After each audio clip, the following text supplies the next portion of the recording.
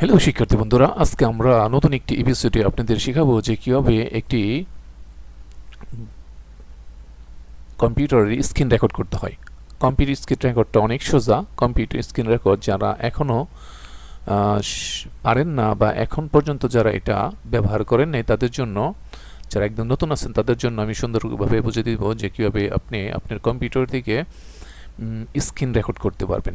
Screen record করার জন্য একটি জনপ্রিয় সফটওয়্যারের নাম OBS স্টুডিও। এই OBS স্টুডিওটা আপনি প্রথমে ডাউনলোড দিবেন কীভাবে? যে কোনো একটা ব্রাউজার ক্লিক করবেন, ব্রাউজার ওপেন করার পরে আপনি গুগলে লিখবেন OBS স্টুডিও।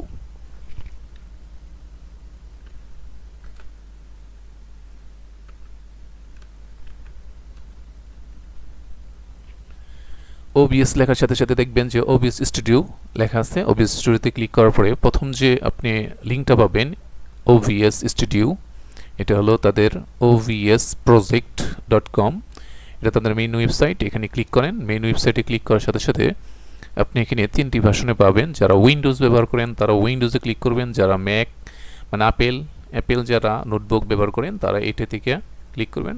লিনাক্স একটা অপারেটিং সিস্টেম, এটা যারা ব্যবহার করেন এখান থেকে নিতে পারেন। তাহলে আপনি যদি উইন্ডোজ ব্যবহার করে থাকেন তাহলে উইন্ডোজে ক্লিক করেন। উইন্ডোজে ক্লিক করার সাথে সাথে দেখবেন যে এটা আপনার ডাউনলোড হয়ে যাবে। তাহলে আপনি উইন্ডোজে ক্লিক করেন। উইন্ডোজে ক্লিক করলে দেখবেন যে ডাউনলোড শুরু হবে। তো ছোটো একটা সফটওয়্যার, এটা ডাউনলোড হইতে অল্প একটু সময় লাগবে, 2-3 মিনিট সময় লাগবে ডাউনলোড হওয়ার জন্য। আপনি নেটের স্পিড বেশি ভালো থাকলে তাহলে দেখা যাবে যে 1 মিনিটে ডাউনলোড হয়ে যাবে। আমার একটু নেটের স্পিড স্লো হওয়ার কারণে দেখা যায় যে আমার এখানে 4 মিনিটের মতো সময় চাইছে।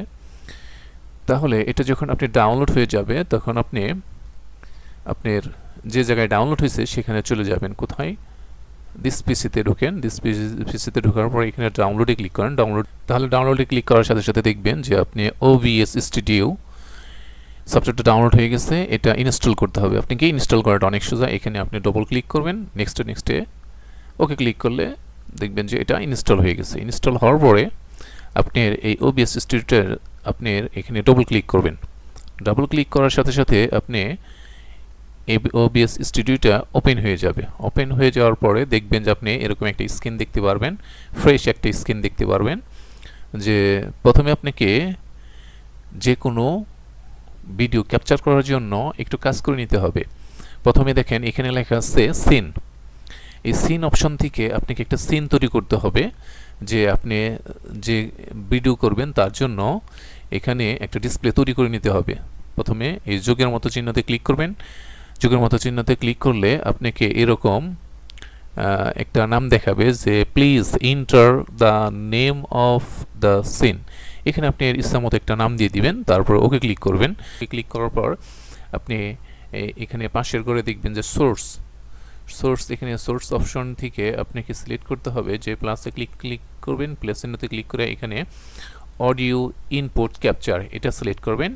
এটা সিলেক্ট করার পরে অডিও ইনপুট ক্যাপচার এখানে চলে আসবে। অডিও ইনপুট ক্যাপচার এরপরে চলে আসার পরে এখানে ডিসপ্লে ক্যাপচারে যদি আপনি ক্লিক করেন দেখবেন ডিসপ্লে ক্যাপচারে এরকম একটা দেখাবে। আপনাকে ডিসপ্লে ক্যাপচারে একটা অপশন দেখাবে, এখান থেকে আপনাকে ওকে দিতে হবে। ওকে দেওয়ার পর ওকে দেওয়ার পর দেখবেন এরকম আরেকটা অপশন দেখাবে। এখান থেকে আপনাকে লেখা আছে ডিসপ্লে থেকে এখানে আপনার মনিটরের যে রেজলিউশন দেওয়া আছে এই মনিটর রেজলিউশনটা সিলেক্ট করে আপনি ওকে ক্লিক করবেন। ওকে ক্লিক করার সাথে সাথে দেখবেন যে আপনার মাউস পয়েন্টারটা এই যে ডিসপ্লের উপরে নড়াচড়া করলে দেখবেন যে ওটা নড়াচড়া করতেছে, মানে আপনার স্ক্রিন রেকর্ড শুরু হয়ে গেছে। কাজ এখন শুরু হয়ে যাবে। আপনি যদি এখানে লেখা আছে স্টপ, এখানে লেখা থাকবে স্টার্ট রেকর্ডিং ক্লিক করলে আপনার রেকর্ডিংটা স্টার্ট হয়ে যাবে। আর যখন আপনি রেকর্ডিংটা বন্ধ করে দিতে যাবেন তখন স্টপ রেকর্ডিং ক্লিক করবেন। স্টপ রেকর্ডিংয়ে ক্লিক করলে রেকর্ডিংটা বন্ধ হয়ে যাবে। সো ভালো থাকবেন, সুস্থ থাকবেন, দেখা হবে পরের আরেকটা ভিডিওতে।